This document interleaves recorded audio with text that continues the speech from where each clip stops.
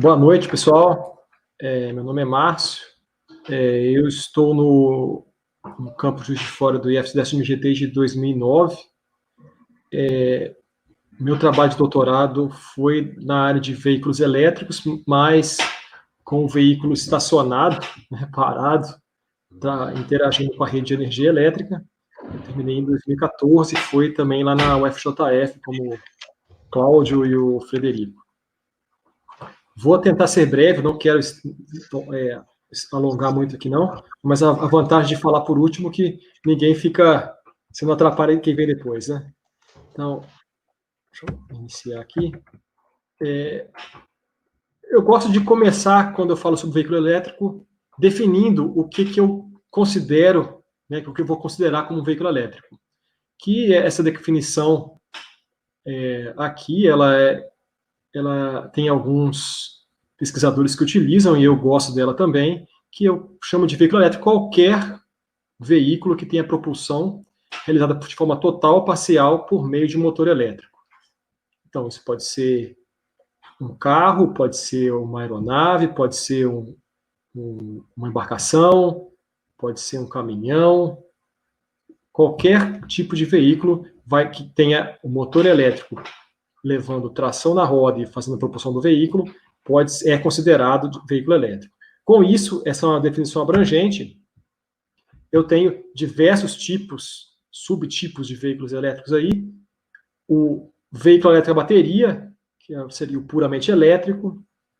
O híbrido, em que a gente tem a combinação do motor elétrico e o motor a combustão interna para poder levar propulsão para o carro, ou para o veículo que for, né? O híbrido plug-in, que é a mesma coisa do híbrido, só que ele tem a possibilidade também de recarregar sua bateria com conexão à rede de energia elétrica. Geralmente, um híbrido plug-in tem uma bateria maior do que um híbrido convencional. E também o veículo a célula combustível, que utiliza como alimentação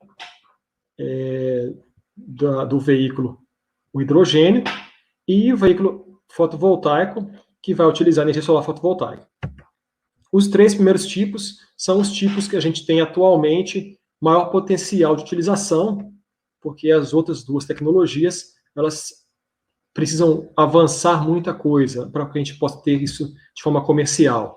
Na célula combustível, a gente tem a questão do hidrogênio, a situação que é uma molécula muito pequena, vaza muito fácil, então a gente tem algumas questões a serem resolvidas, ou muitas, na verdade, apesar de ter alguns testes, até no Brasil sendo feito, mas comercialmente ainda parece que está longe. Né? Digo parece porque as coisas podem mudar rapidamente, né? Descobre-se uma técnica diferente, as coisas avançam rápido. E fotovoltaico, a gente vê basicamente esses carros que fazem aquelas corridas no deserto australiano. Então, são carros mais protótipos, né? Carros conceito, mas em termos de comercialmente não tem nada desse tipo ainda não. A principal motivação na busca, né, e na eletromobilidade, na busca de utilização de energia elétrica em automóveis e em outros veículos, está ligada às questões ambientais, a mudanças climáticas e por aí vai. Aqui nesse gráfico, deixa eu conseguir colocar a ponteirinha laser aqui, tem as emissões, a evolução das emissões de gás carbônico, né, de CO2, ao longo aí dos séculos, desde 1800, por aí. Então, a gente vê que em 1900, no século 20, vai aumentando bastante, e atualmente está perto aí dos 35 bilhões de toneladas de gás carbônico, isso por ano. Tem alguns vales aqui que são ligados a ou recessões, ou a crise do petróleo da década de 1970, crise de 2008, e agora aqui a gente tem em 2020 uma queda aqui prevista aí em torno de 5%, por causa do isolamento social devido à crise sanitária.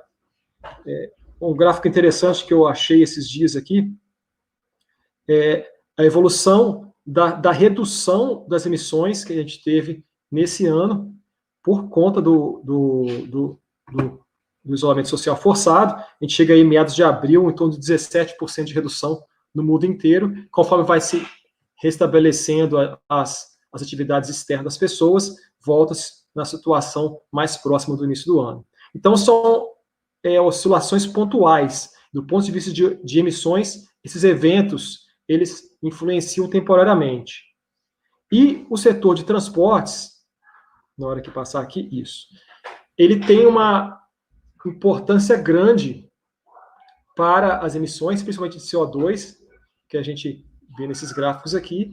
Isso aqui é um caso do Brasil, o caso do estado de São Paulo, é um pouco antigo, mas eu acho que é o mais recente que tem com os dados completos dessa forma, que a gente vê que 56% das emissões são devidas ao setor de transporte, sendo que o transporte rodoviário, ele pega a fatia ampla aqui, no nosso caso aqui, né, da nossa região sudeste aqui.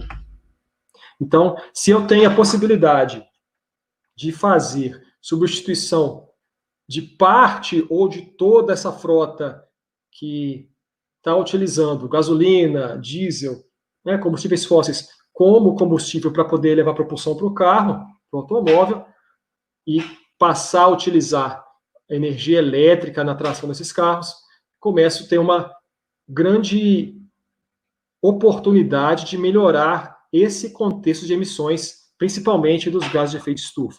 Há outros gases também aí, material particulado, mas que não está nesse gráfico aqui. Outro motivador do desenvolvimento da tecnologia na área de veículos elétricos, tanto na academia quanto na indústria, é o melhor aproveitamento das fontes de energia existentes, a eficiência energética. Então, tem dois casos aqui. Esse do lado esquerdo mostra o que acontece, por um exemplo de um carro elétrico aqui, desde que eu extraio a energia da fonte até chegar lá no final, na roda do veículo. Então, nesse processo todo, eu tenho 73% de eficiência. É claro que isso varia de acordo com o tipo de veículo, né, e com o próprio modelo em si, né? Mas enquanto, de forma geral, para um veículo convencional, utilizando motor de combustão interna, lá da fonte até na roda, a eficiência fica em torno de 13%. Mesmo que eu tenha variações, essa é uma diferença muito grande. Então, só o fato de eu ser mais eficiente, eu também contribuo na situação das emissões. Se eu estou queimando menos combustível, não importa como que é a forma, eu também, e se eu vou ser mais eficiente, eu vou conseguir ter menos impacto ambiental. O outro motivador está ligado com a dependência mundial em relação ao petróleo, e a maior parte do petróleo produzido no mundo, ele é utilizado no setor de transportes. A gente teve até uma situação agora, esse ano, com a crise sanitária e os voos sendo suspensos, as pessoas em casa, e está sobrando petróleo, porque as pessoas as pessoas não estavam usando, né? Mas a gente sabe, porque isso mostra que esse setor de transportes tem de fato, assim, para a gente, não mostra, mas ela indica, né, esse dado que é um dado estatístico do maior consumo do petróleo ser setor de transportes. E a gente tem a situação do esgotamento das reservas de petróleo e a volatilidade do preço do barril. Olha, está muito caro, está muito barato. Essas coisas todas estão ligadas a problemas de segurança energética. Eu não posso depender de uma fonte de energia, não posso ter minha matriz energética baseada numa fonte de energia que ela pode se esgotar e o preço pode variar tanto, e eu não sei se eu vou ter fornecedor que vai me levar a um preço justo. Então, isso é uma coisa importante. Mas, mais do que isso, o avanço tecnológico é o principal elemento para a substituição e para a migração da tecnologia baseada em motor de combustão interna para a tecnologia baseada em motor elétrico.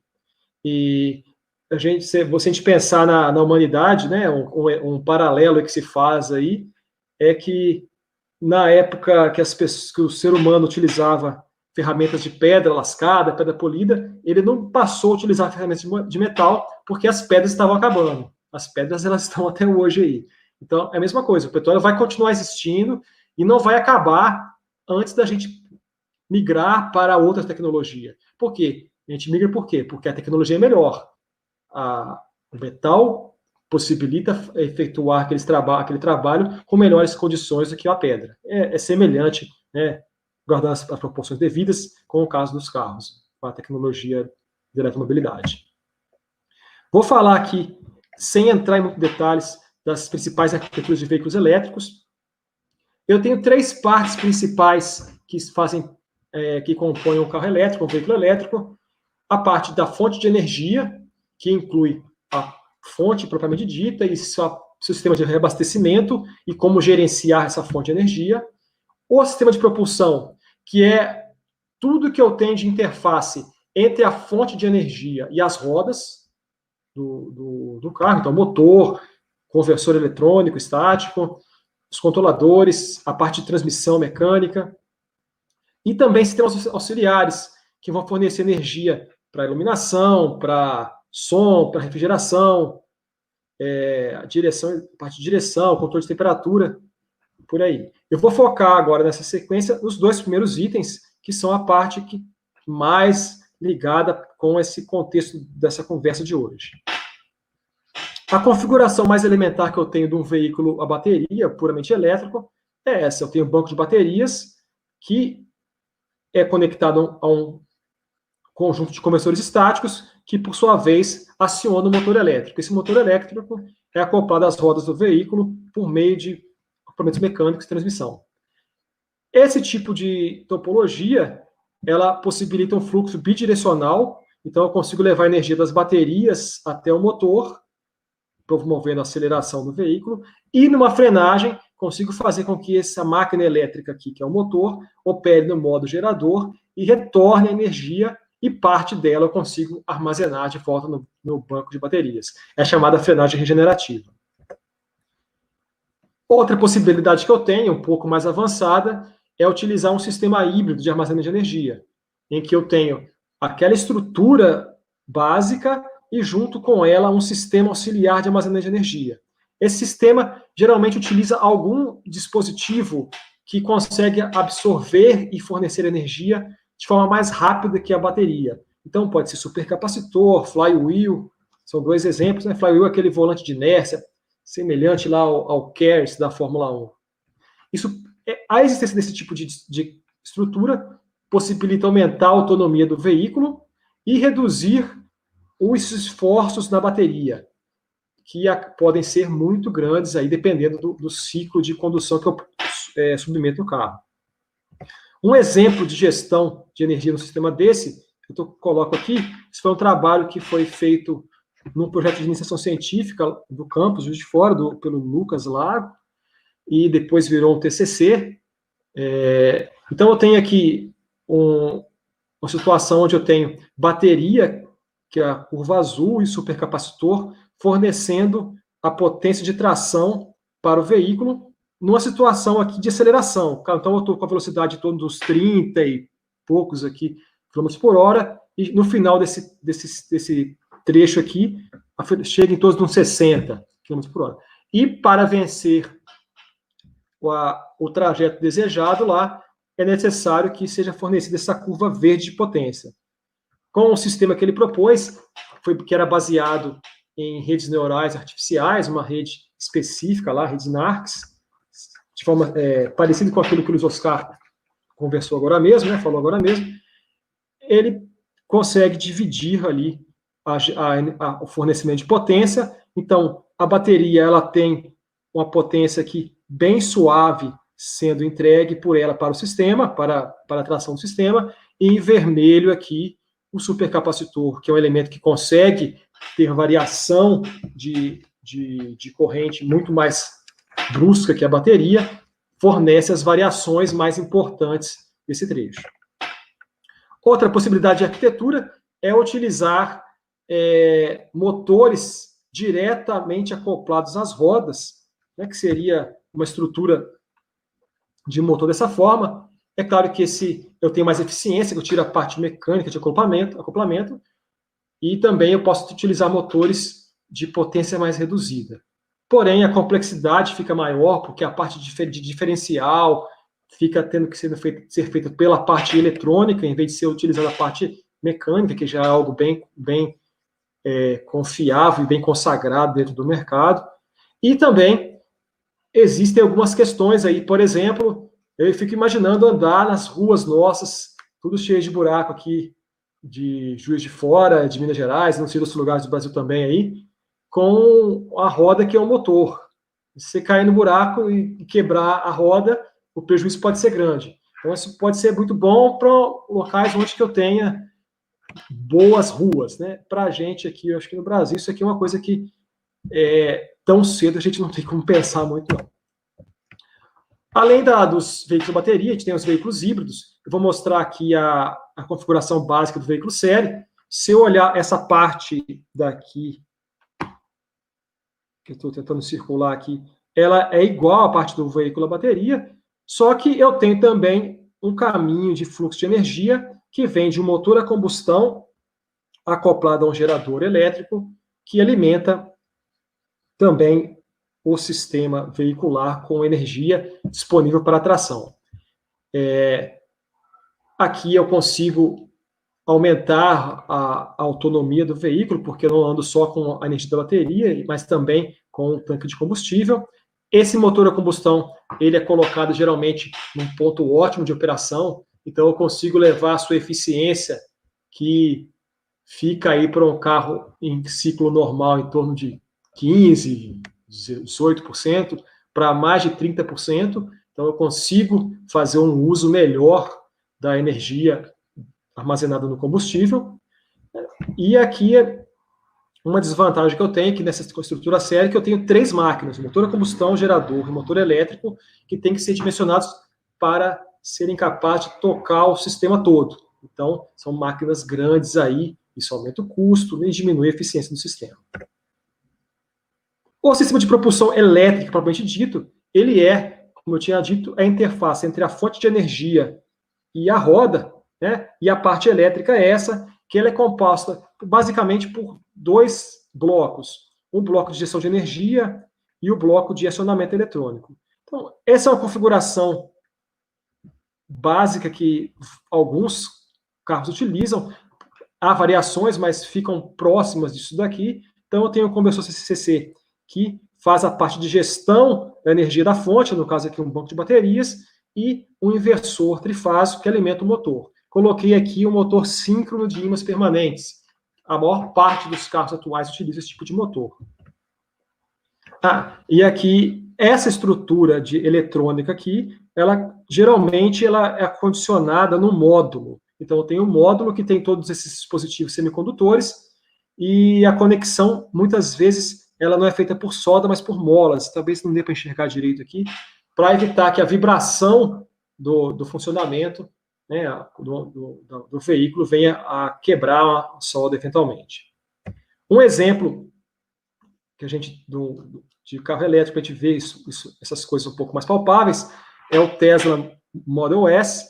Então, aqui, a vista superior, no assoalho eu tenho o banco de baterias distribuído aqui. Tem uma parte aqui que a gente não vai tratar agora, de direção, né, a suspensão. E aqui, motor e inversor estão nessa parte aqui traseira. O inversor dele é esse aqui, aberto, né? E uma particularidade do Tesla é que eles não utilizam os elementos de forma modular, mas sim cada chave, igual desse circuito aqui, né, cada chave dessa daqui, para interruptor, é implementado com transistores IGBTs aqui, discretos. Então, uma chave dessa é formada por 36 IGBTs em paralelo. Se eu pegar um inversor lá que tem 6 chaves, vai dar 216 IGBTs para fazer funcionar a parte do motor do carro. É uma coisa pitoresca, mas até a parte de soldagem deles tem um processo específico que tem até patenteado, mas foge à regra. A regra geral é utilizar os modos, mas eu acho que imagino que seja até uma coisa de filosofia de projeto deles lá, a utilização desses dispositivos discretos. Finalizando aqui, como conclusão, alguns desafios e oportunidades. Em relação aos veículos elétricos, um grande desafio é a questão do desenvolvimento atual das baterias. Tem muita pesquisa sendo feita no mundo inteiro, tanto na indústria quanto na academia, para melhorar a energia específica, vida útil e com a produção em larga escala, reduzir custo, conseguir levar dispositivos que possibilitam recarga lenta e recarga rápida sem depreciar a vida útil. A gente tem baterias hoje, por exemplo, de lítio titanato, que a gente consegue fazer uma carga completa em 15 minutos do banco de baterias inteiro. Só que isso aí tem impacto que reduz a vida útil dela em torno de 40%, 50%. Depende do equipamento. Então, isso, não, apesar de ser viável, possível, não é viável.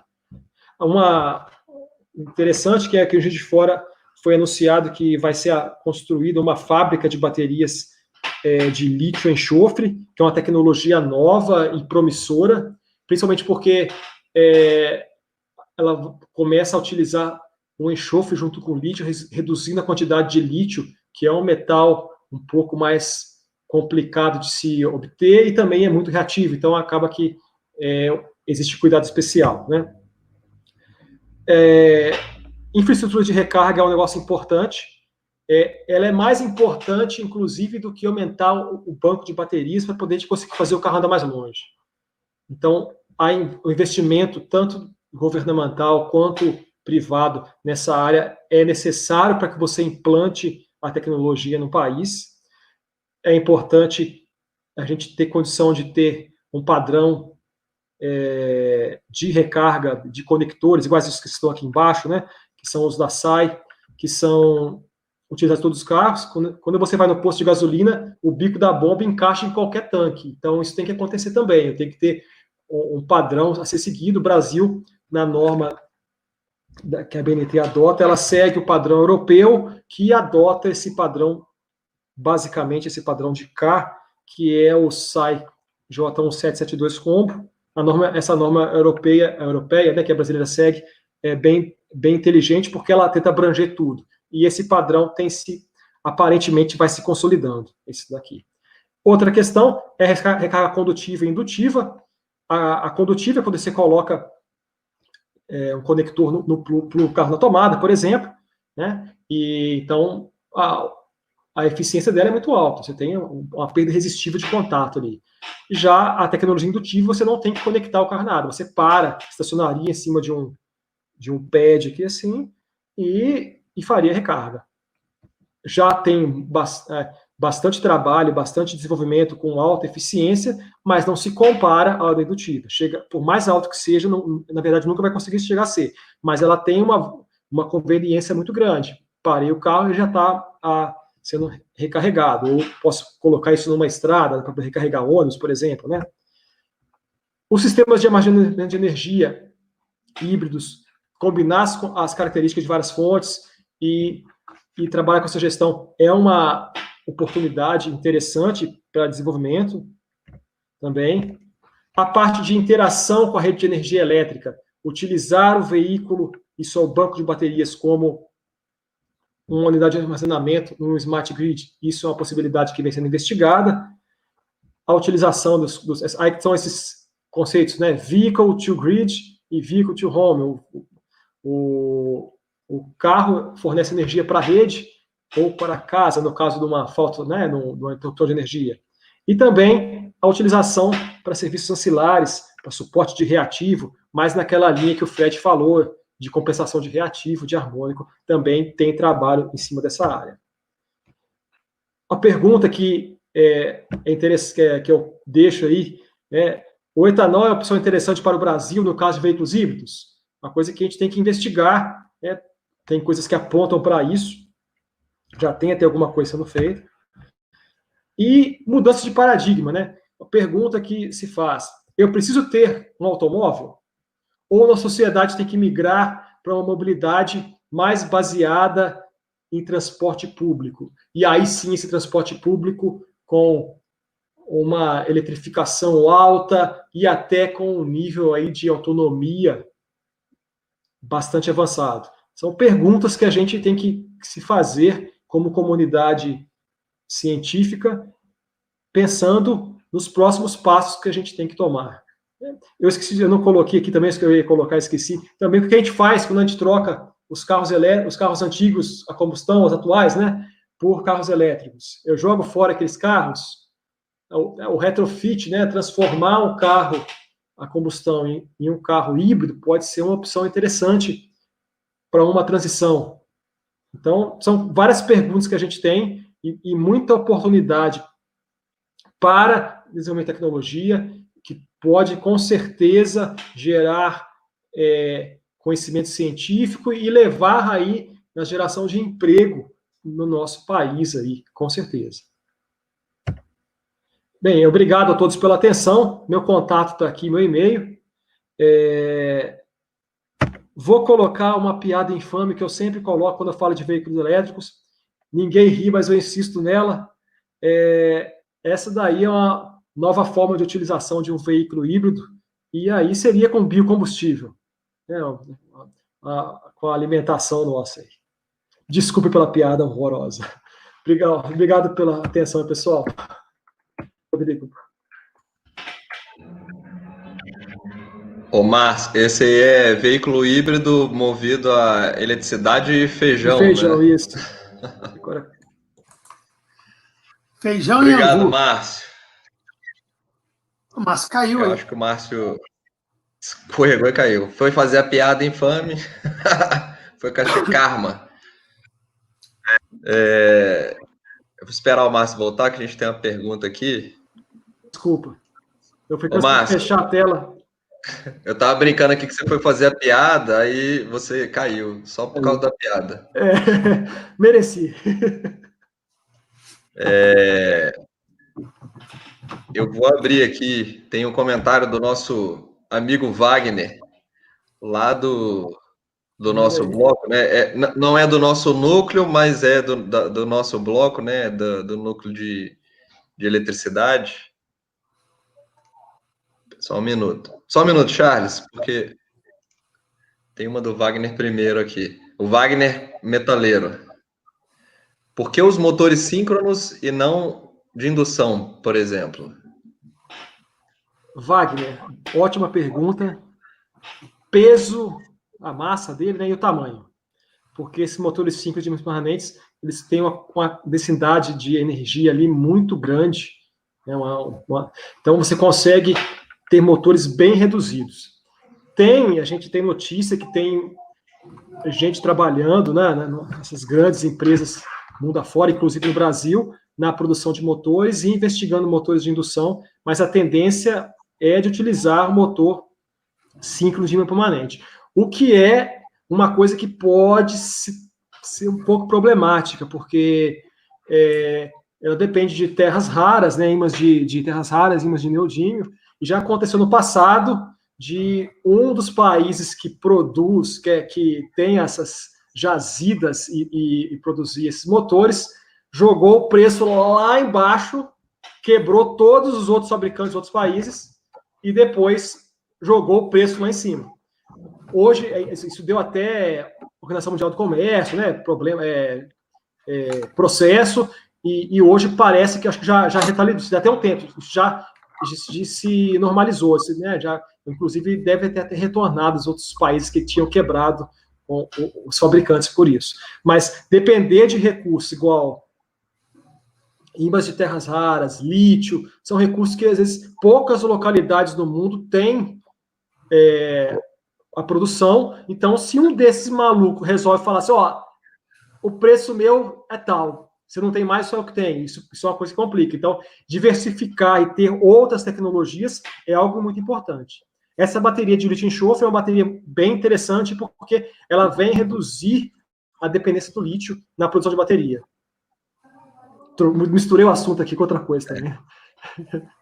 Na verdade, e tudo tem a ver com o petróleo também, né? Assim, você tem uma dependência ali de governos, de de mercados ali, né, que é complicado, mas eu acho que para qualquer área da engenharia, né, você sempre vai ter alguma coisa assim.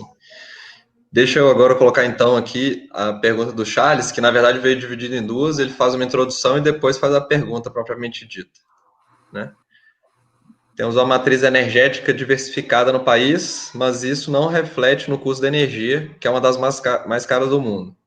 Além disso, não há incentivos sólidos do governo na geração própria. Você vê isso como um inibidor para o Brasil, frente aos veículos elétricos? Isso é um assunto sério e a gente espera que comece a ter mais incentivo, isso em algum momento, né, tanto para a geração própria quanto para a eletrificação veicular. A gente não tem, no Brasil, nunca teve nem projeto de governo algum, incentivos igual que se tem na Alemanha, em outros países, que eu fugiu os nomes agora dos quais tem, né? Mas a Alemanha é um que tem. Muito porque o Brasil ele tem uma matriz de transporte bem mais limpa que os outros, porque o etanol ele roda bastante coisa, tanto quando a pessoa utiliza o etanol no carro, quanto, como combustível próprio, quanto com a gasolina, que já tem uma mistura de etanol razoável. Então, isso sempre fez o Brasil ter um pouco mais de restrição, não é restrição, mas um pouco mais de não preciso tanto, eu posso deixar isso para depois, alguma coisa nesse sentido. Mas a questão toda vem em relação ao avanço tecnológico. Se a indústria no mundo inteiro pensa aí para 2025, 2030, ter mais eletrificação nos veículos, o Brasil não tem como ficar para trás. A gente vai ficar consumindo tecnologia obsoleta até quando? Então, isso é uma força que acaba, talvez, até de mercado que vai fazendo isso encaminhar. Mas, de fato, essa parte da matriz energética não impede para o Brasil o veículo elétrico em si. Acho que o que mais complica é a gente pensar em importação, né, essas coisas de equipamentos. Em 2000, eu não sei quando, 2017, tinha uma proposta da Anfávia de começar a produção, a comercialização no Brasil de carros elétricos num projeto aí que duraria uns 10 anos. Começaria a se fabricar peças, depois mais partes importantes do veículo, e em 10 anos, se eu não me engano, estaria fabricando o veículo todo no país. Mas isso daí é uma proposta que foi analisada e não foi para frente, não tive mais notícia disso. É uma pena, porque seria uma alavanca grande para a indústria, né? Mas em termos do custo de energia, isso não é problema, mesmo a energia sendo cara, porque ainda assim o custo operacional do veículo elétrico é muito menor do que o custo operacional do veículo de combustão. O quilômetro rodado em reais com veículo elétrico é muito mais barato que o quilômetro rodado com veículo de combustão, seja álcool, gasolina ou diesel. É isso mesmo que eu ia comentar, Márcio, que por mais que a energia seja cara, você tem um custo ali, né, real por quilômetro, é muito mais barato. Isso. E o custo de manutenção, basicamente, é a bateria, né, que tem a garantia, acho que 10 anos, né, se eu não me engano. O custo mais caro. Aí. E um veículo a combustão, se você pegar as revisões ali ao longo de 6 anos, que é geralmente a garantia, é tipo o preço da troca da bateria do veículo elétrico. Fica mais ou menos a mesma coisa. Estão trabalhando em torno de 100 mil milhas rodadas ou 8 anos, eu acho que é o padrão básico hoje, mas que a tendência é aumentar essa troca dessa bateria. Essa é outra questão. Quando a bateria chega no final da vida útil, o que fazer com ela? Reciclar? Então, pode-se, sim, a reciclagem é uma coisa que tem que ser feita, mas tem projetos que estão fazendo por aí afora, de utilizar essas baterias que não são suficientes mais para propulsão elétrica no sistema de energia elétrica.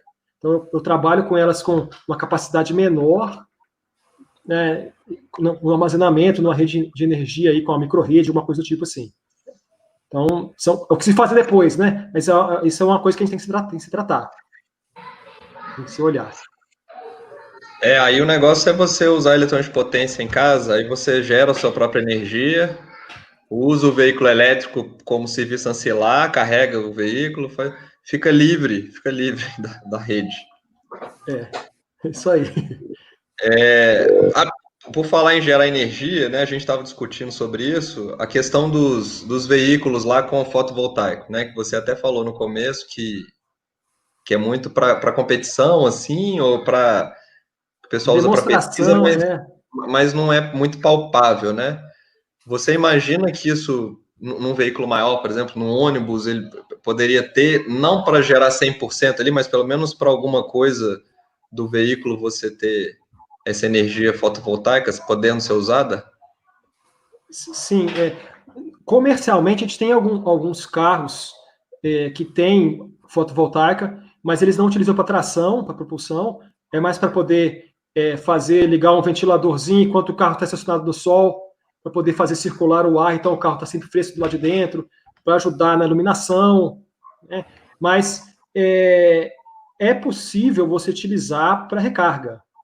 Você não está recarregando tudo, né? Está o carro parado ou está andando, você está gerando uma quantidade, ela não é suficiente para tração, mas ela economiza na hora que você for conectar para recarga, ou se for híbrido, economiza combustível. Pensa num ônibus que tem uma área grande. Então, ela não é a fonte principal, mas ela pode ser uma fonte auxiliar para o sistema de tração, de propulsão como um todo. Sozinho, a gente vê esses carros aí de competição, né, mais demonstrativo, mas como parte do sistema, então eu estou diversificando a matriz dentro do próprio veículo. Eu tenho mais de uma fonte dentro do próprio veículo. Então, essa é uma possibilidade, sim, e tem já ali um estudo feito há algum tempo atrás, que uma das cidades que isso seria viável era Rio de Janeiro, pela questão da incidência. O carro está parado, ele ficar estacionado no sol ali algumas horas, compensaria você adaptar, né, ou colocar uma estrutura de geração fotovoltaica para poder recarregar a bateria. Financeiramente compensaria, nesse caso aí.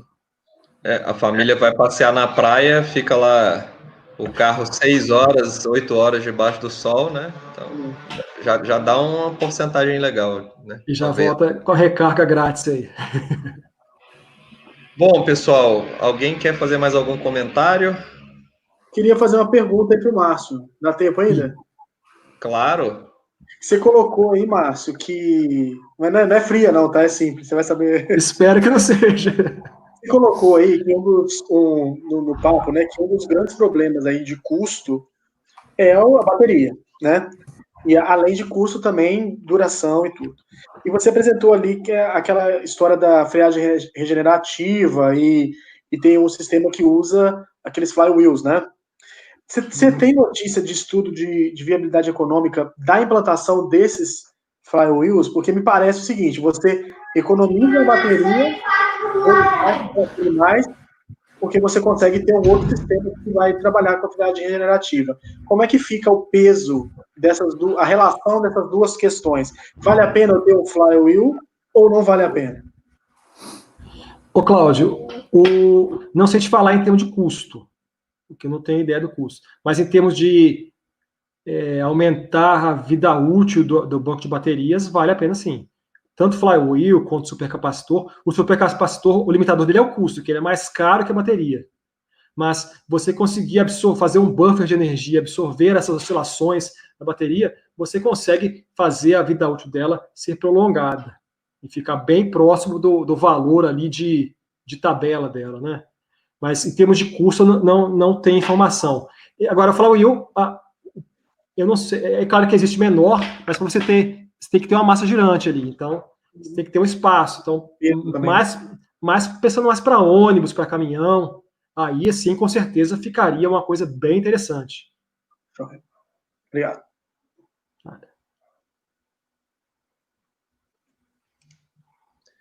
Só adicionar aqui um comentário que foi feito aqui. O Elias colocou sobre algumas iniciativas, né? Caminhões de lixo elétricos no Rio. Ele também colocou sobre Prefeitura de Curitiba com os ônibus.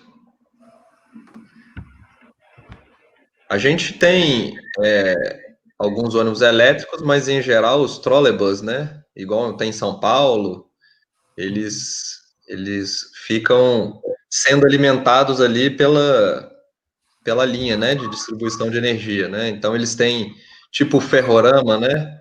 Eles têm lá duas terminaizinhos que ficam captando energia, né? Metrô de superfície, em alguns casos também tem isso.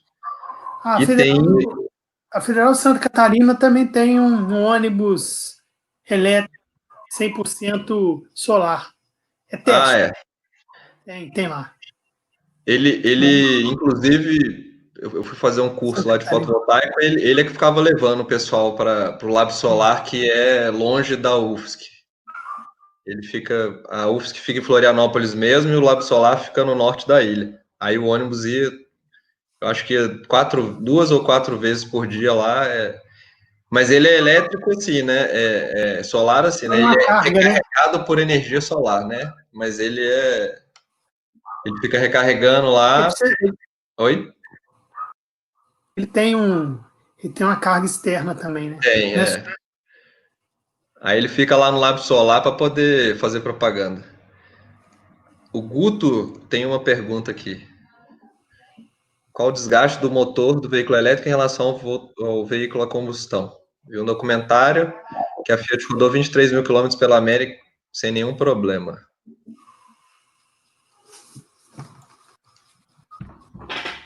Não tem informação disso, não. Mas a gente sabe que o motor elétrico, a gente costuma brincar que o motor elétrico é um negócio que é pé duro, né?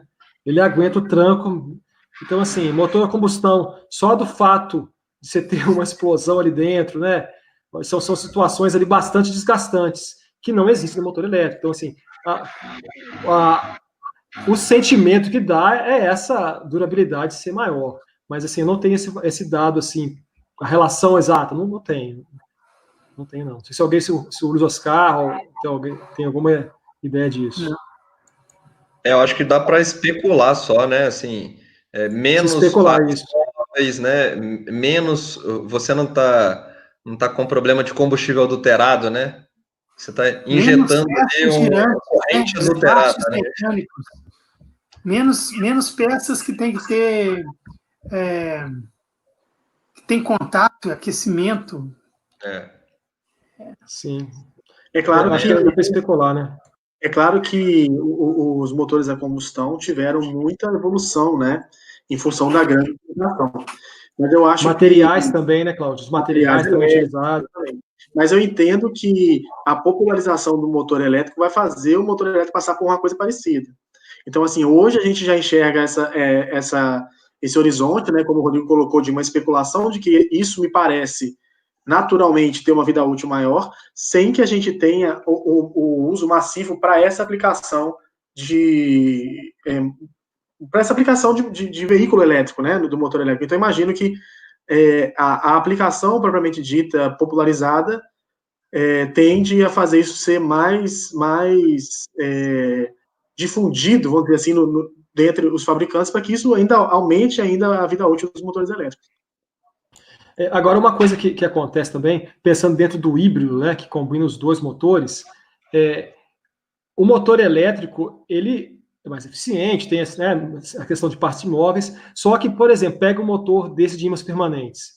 Se você está trabalhando num carro híbrido, que a temperatura do motor a combustão ali faz a região ficar com a temperatura mais alta, isso pode depreciar aí a vida útil do motor elétrico também. Porque tanto para a questão de fio, quanto a questão de magnetização. A temperatura pode ser suficientemente alta para ter esse problema. Tem até, ver alguns projetos de conversores que não utilizam indutores, justamente para evitar que o material magnético, a utilização de material magnético, por causa de propriedade, por causa de temperatura. Então, assim, acho que tem que cada caso vai te dar uma vida útil aí, uma relação aí diferente.